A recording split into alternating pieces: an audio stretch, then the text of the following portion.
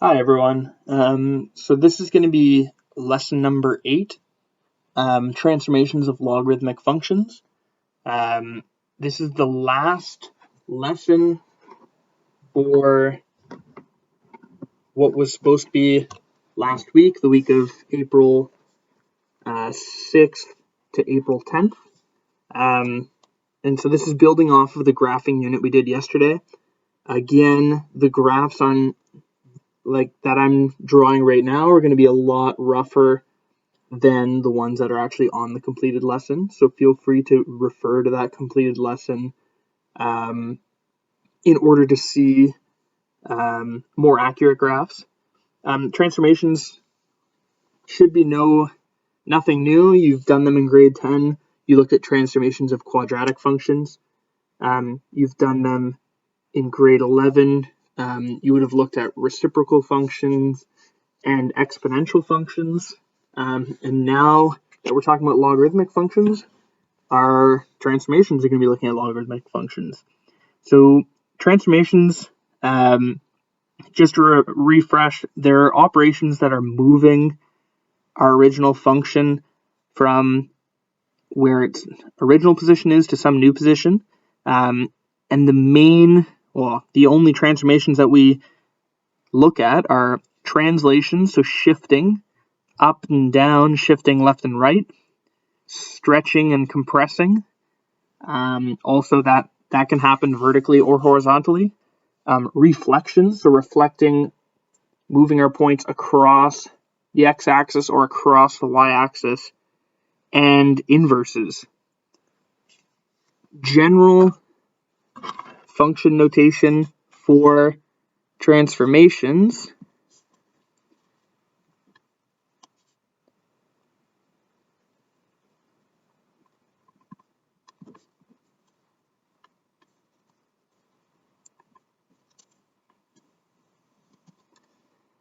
So transformations on some function f of x to our new general equation for a function. We have multiple different parts here. We have the a, which was our vertical stretch or compression. D, a number multiplied inside the actual function, so be multiplying our actual x. That's related to horizontal stretches and compressions. Subtracting or adding directly to our x is a horizontal translation or horizontal shift. So affecting x directly by multiplying or adding, subtracting is always horizontal. Multiplying our whole function or adding to our whole function is always vertical. So this C ends up being a vertical translation.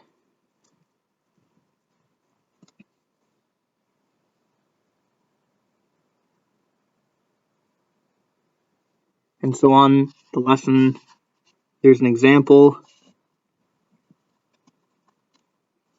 2f of 3x minus 4 plus 5. This would be a vertical stretch by 2.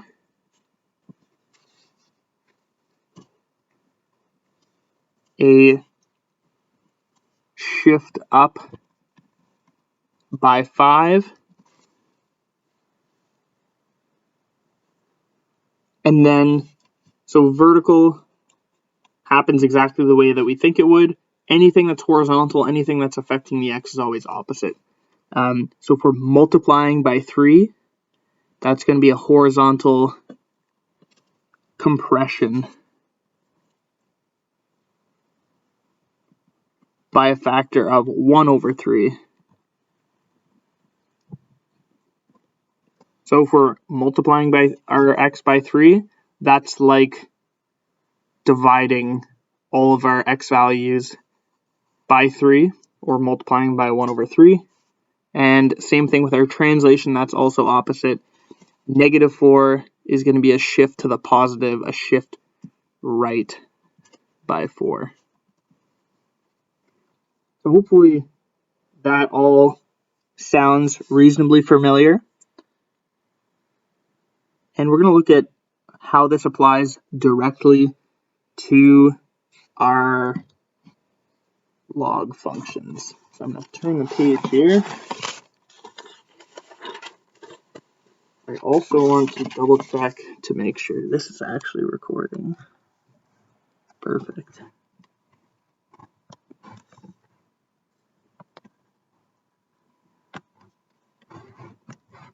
All right. So translations, we'll start looking at how those work in the log functions. So we're going to compare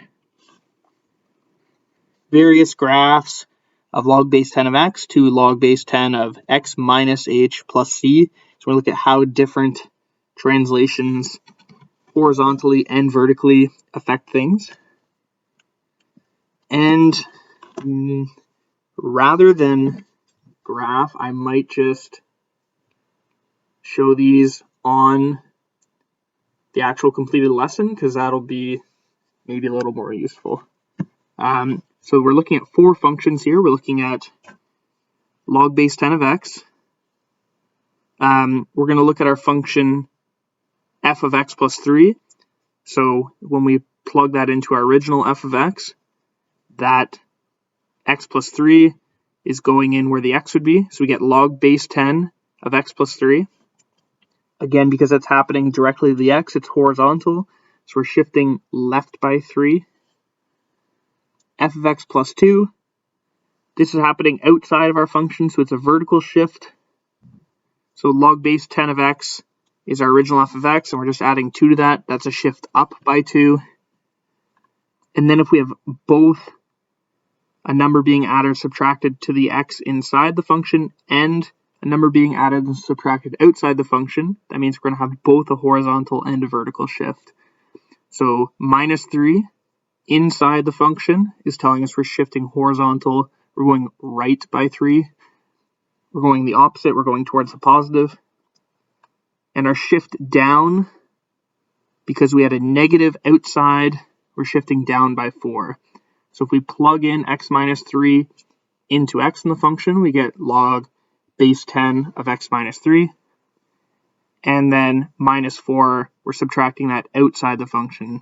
So the minus 4 ends up outside there. We can rewrite either of these, the numbers out in front. You don't need to do that at all. But if you do see a function written that way, that number in front is just our vertical shift. So we can start off by plotting our original function. So again, this is looking back at the last lesson. You can refresh there if you'd like. For our y values, when we have 1, 0, and negative 1, we're looking at our base to the power of 1, base to the power of 0, base to the power of negative 1. It's our base to our power of y, because it's the inverse of the exponential function 10 to the power of x. So we get 10, 1, and negative 10, and we can plot that, and we get this shape here. Now,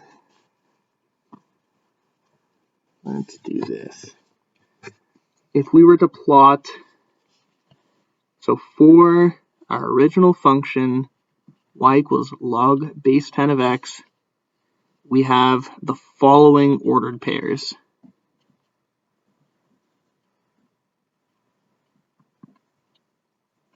If we're translating to y equals log base 10 of x plus 3, that was a shift left 3. So all of our x values are moving to the left by 3. If we're shifting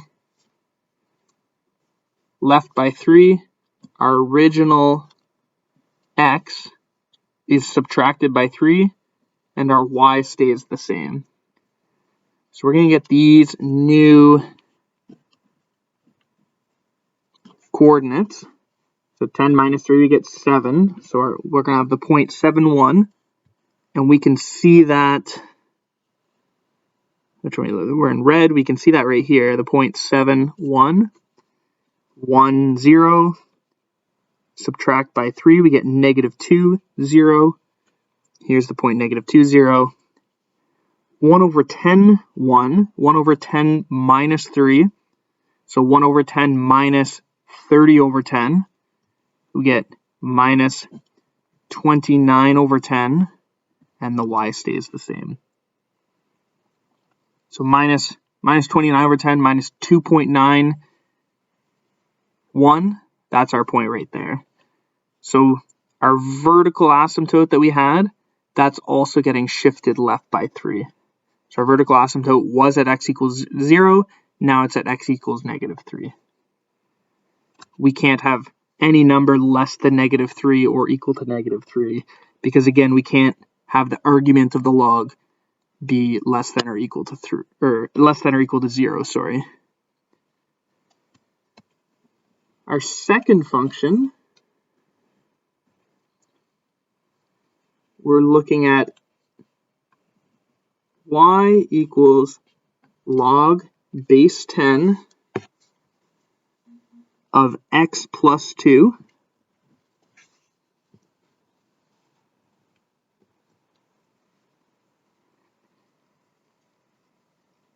So we add points 10, 1, 1, 0, 1 over 10, 1.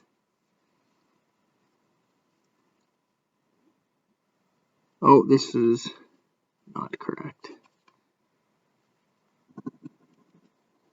Log, let's just rewrite this.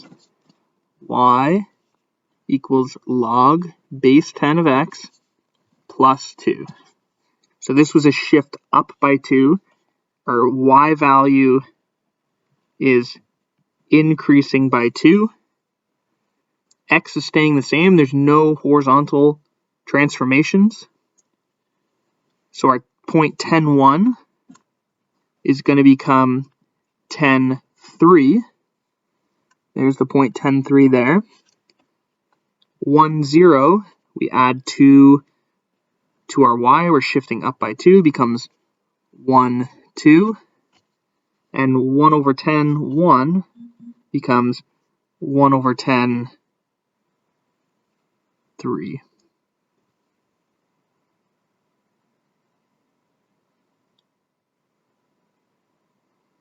That was supposed to be a negative 1, wasn't it? Yes.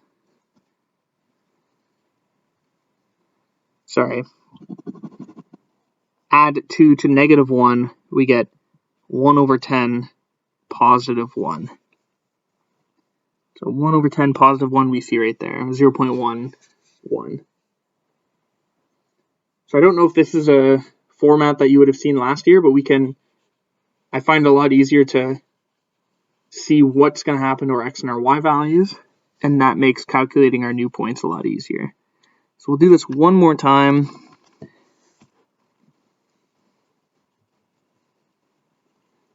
And we're going from 10, 1, 1, 0, 1 over 10, negative 1.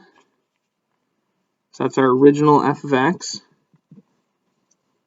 And we're going to transform into our new y equals log base 10 of x minus 3 minus 4. So again, that was a shift right by 3. So our x values are all going to be added, 3 added to them. And we're shifting down by 4. All of our y values are being subtracted by 4. So we're adding 3 to our x, we get 13. Subtracting 4 from y, 1 minus 4, we get negative 3. So we get this point 13, negative 3. 1, 0 becomes 4, negative 4. 1 over 10 plus 3. 1 over 10 plus 30 over 10, we get 31 over 10. Negative 1 minus 4, we get negative 5. So we get 3.1, negative 5. It's going to be off the graph down here. So exact same shape, exact same steepness at all the different points. That curve's just getting moved around up and down, left and right, depending on what transformations we have at these different points. Reflections.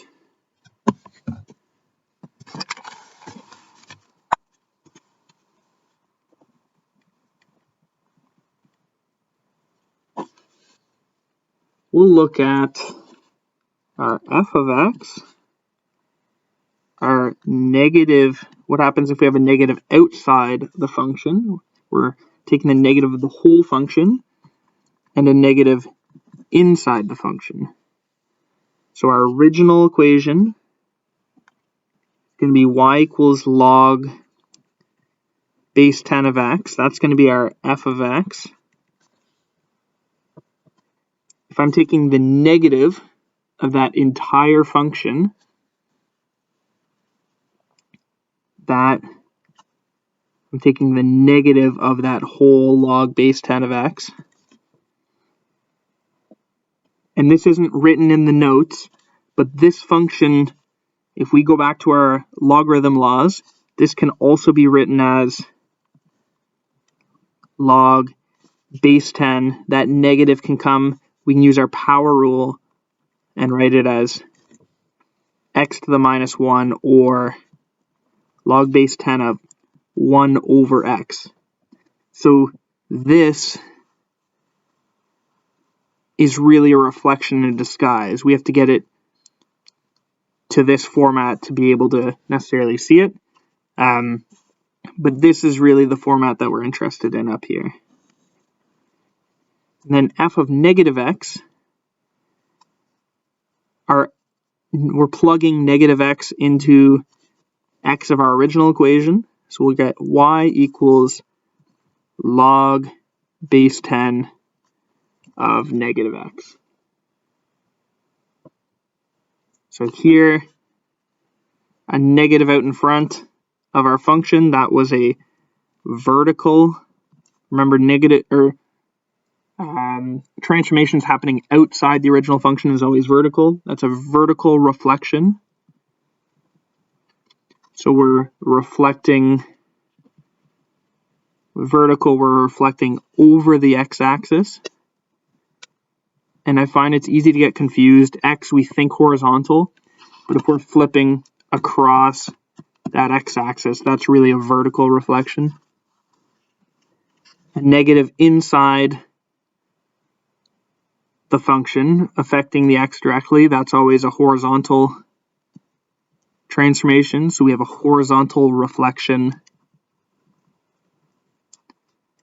And if we're reflecting horizontally, we're reflecting over the y-axis.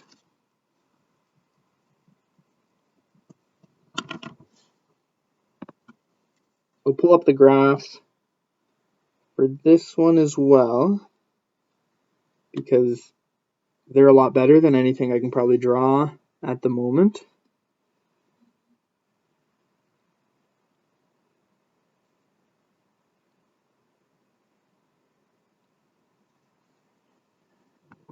Let's move this up a bit. So here are our graphs here. So we have our original function again. We're going to have the points 10, 1, 1, 0, and 1 over 10, negative 1. These are the exact same 3 points we got last time. If we're reflecting, we're doing a vertical reflection. So we have negative log base 10 of x. Every point gets flipped over the x-axis. This point had a y value of 1. Now its y value is going to be negative 1. This point was at 0, so it stays on the x-axis. And this point, negative 1, y equals negative 1 gets flipped up to y equals 1. X values all stay the exact same. And then the opposite happens for a horizontal reflection. So if we're reflecting over the y-axis, all of our x values are negative what they previously were. So an x equals 10 becomes x equals negative 10. Same y equals 1. X equals 1 becomes x equals negative 1. Same y equals 0. X equals 1 over 10 becomes x equals negative 1 over 10. And the y stays the same. The y would still be y equals negative 1. So our reflections are only affecting one of the variables. We'll look at some vertical stretches now.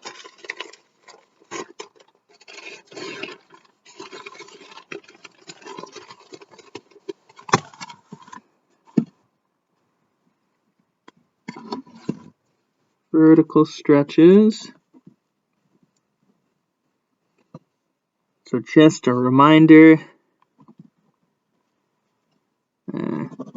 that was looking at what variables? D, x minus h plus c. Vertical stretches, we're specifically looking at a number multiplied out in front of our function. So our original function, log base 10 of x, we can either have a vertical stretch. So if we have a number bigger than 1 out in front of our function, if we have 3f of x, we're multiplying f of x by 3. So log base 10 of x. And again, because we have these log rules, this can show up kind of disguised as a exponent within the function. So we can use the power rule to work backwards and see that this equals log base 10 of x cubed. So this cubed is really a vertical stretch in disguise. So this is a vertical stretch by a factor of 3.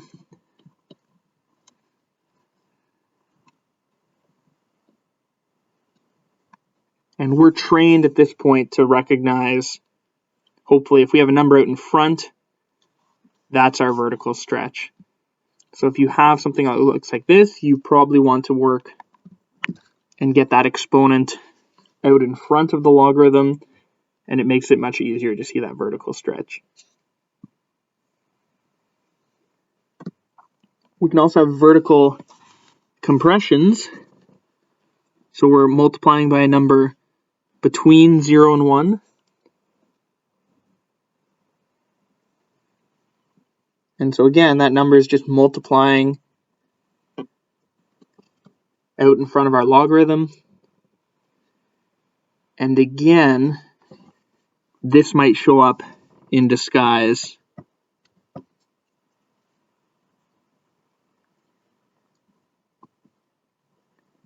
as a fraction, a fractional exponent, or even a square root in the argument of the logarithm. So this square root in the argument is a vertical compression in disguise. So this is a vertical compression by a factor of 1/2.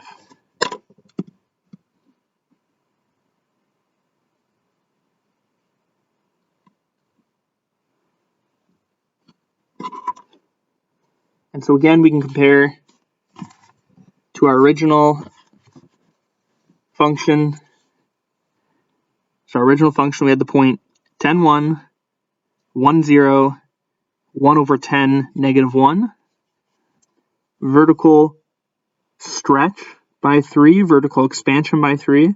We're multiplying our y values by 3.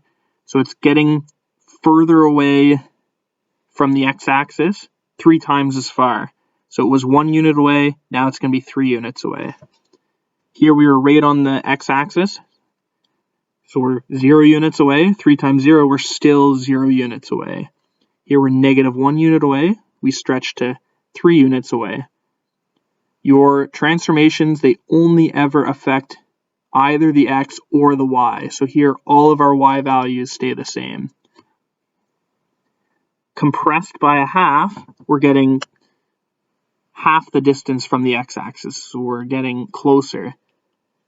Here we're at 1. Our compressed function is going to be at a half. We were at 0.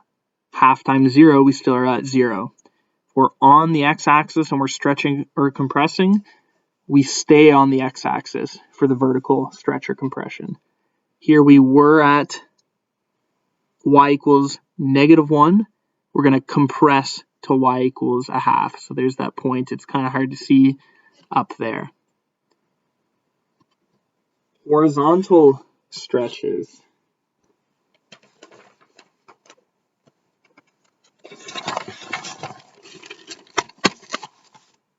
Horizontal stretch. We're operating the same way that we've been talking about the last couple of years. Again, a horizontal stretch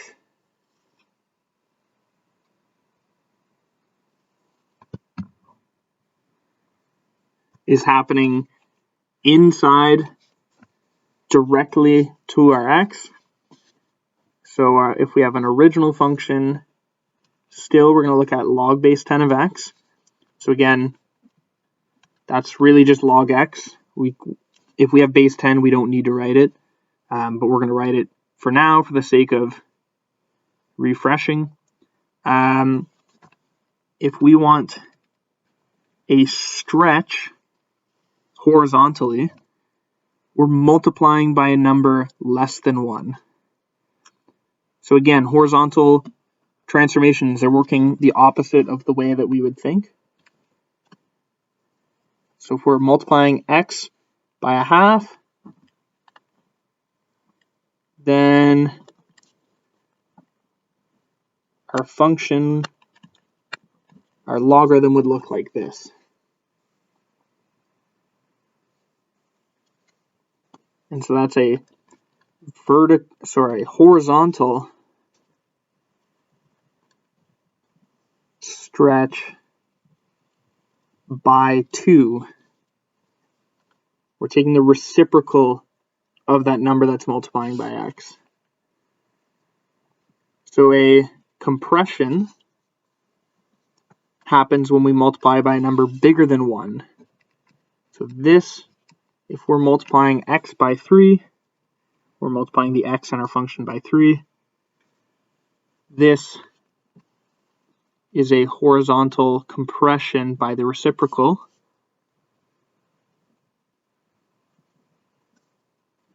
The reciprocal of 3 is 1 over 3. So all of our x values are going to be 1/3 of what they were originally. So again, we have our original logarithm at 10, 1, 1, 0, and 1 over 10, -1, somewhere in here. We're stretching by 2. The y value stays the same for a horizontal stretch. This number is going to be double the distance from the y-axis. So it's now going to be at x equals 20. So somewhere way out here off the graph. This point that was at 1, 0, y value stays the same. Our x gets multiplied by 2. Our point that was at 1 over 10, -1, gets multiplied by 2. So we're at 10, 10, 1, 1, 0, 1 over 10, -1. In order to get to the function f of a half x, we're multiplying our x by 2. And so that's going to lead us to 21, 2 0. And 2 times 1 over 10, we have 2 over 10, or 1 over 5, negative 1.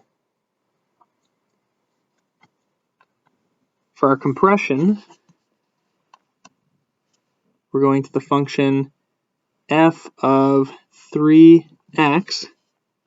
We're dividing our x values by 3.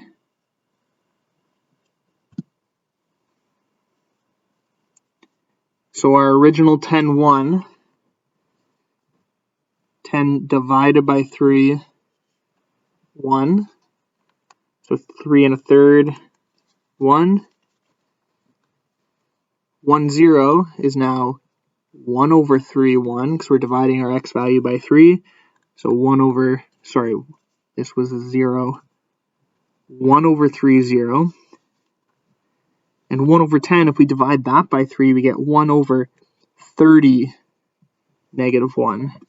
So very close to our asymptote there, 1 over 30, negative 1.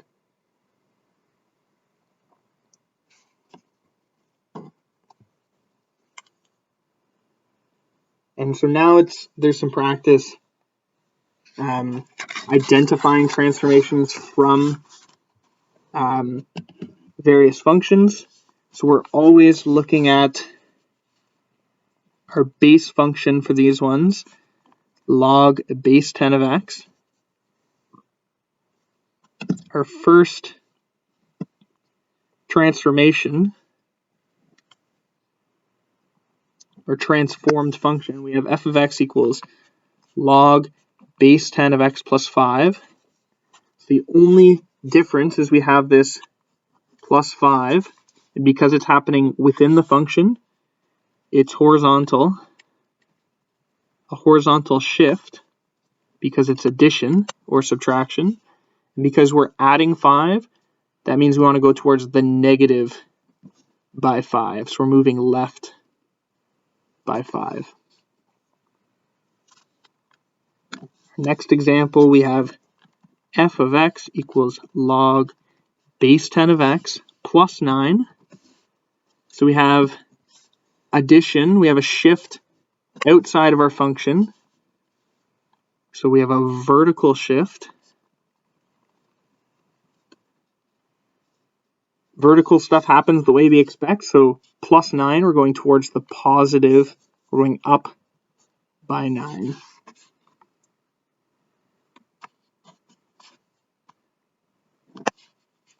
Third example, 1/3 log base 10 of x.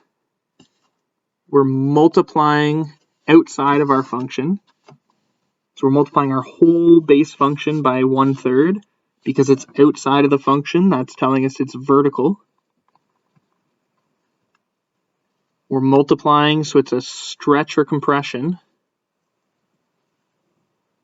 And because it's vertical, it happens the way we'd think just by looking at it. So we're multiplying by 1/3, where we have a vertical compression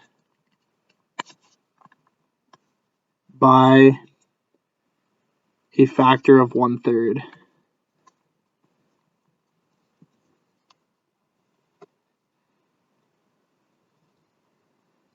And finally, we have another multiplication by 1/3, but this time it's in the argument of our logarithm. So log base 10 of 1/3 x. Since it's inside the function, it's in the argument, it's a horizontal stretch or compression. It's a fraction. It's less than 1. So that means that it's a horizontal stretch. And we're looking at the reciprocal. Reciprocal of 1/3 is 3. So we have a horizontal stretch by a factor of 3. So here we're going from our equation to the transformation. And the last set of questions, part 2, we're looking at going from our transformations to an equation. So vertical translation 6 units down. It's vertical, it's happening outside the function. So we're starting off with our base function, log base 10 of x. And the translation or shift is adding or subtracting. So we're going to subtract 6 to go 6 down.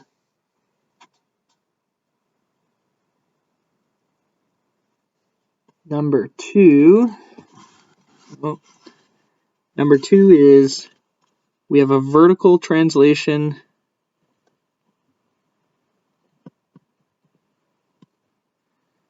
four units down and a horizontal translation 3 units right.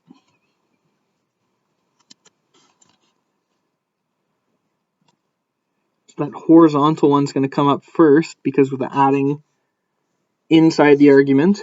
If we're going 3 units right, 3 units towards the positive, we need a -3 in the argument. And then 4 units down, 4 units towards the negative in the vertical, we get a -4 on the outside.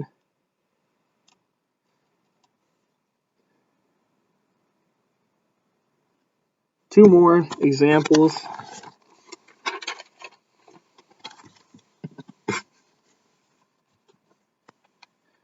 So the third example in this set of 4, horizontal compression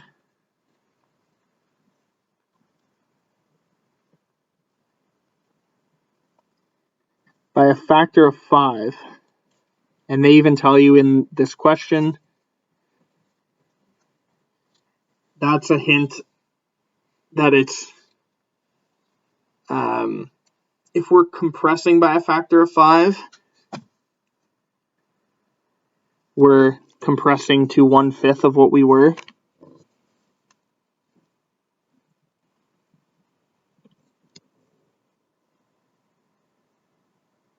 So all of our x values, because it's horizontal, would be multiplied by 1/5 if we were doing our coordinates. So compressions horizontally, those are multiplying by numbers bigger than 1. So all of our x values get multiplied by 1/5. Reciprocal of 1/5 is that 5 there. So we're multiplying our argument by 5. That one's worded a little tricky. The key word here is we're talking about a compression, so we need it to be bigger than 1. So that's what tells us we need a 5 instead of a 1/5. Final example here, vertical compression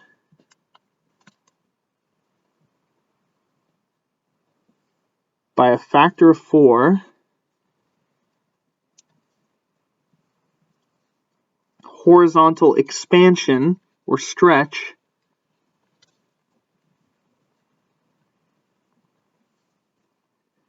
by 2.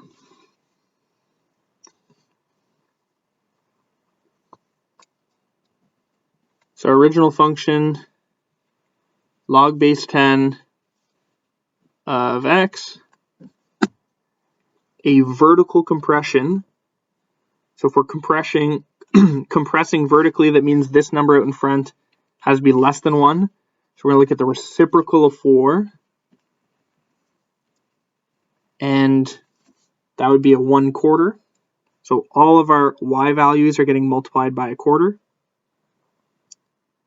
A horizontal expansion, horizontal stretch, that happens when we have a number less than 1 on the inside.